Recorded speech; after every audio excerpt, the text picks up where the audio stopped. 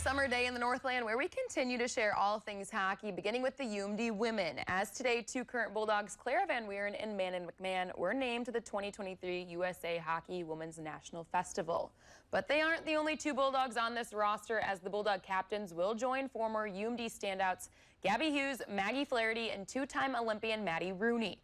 Manon will make her debut with USA Hockey. As for Van Wieren, this is her second time being selected. The 5 former and current Bulldogs, all invited by USA Hockey, are part of an original group of 77 athletes who will have the chance to qualify for the U.S. Collegiate Select Team, which will be chosen at the conclusion of this camp.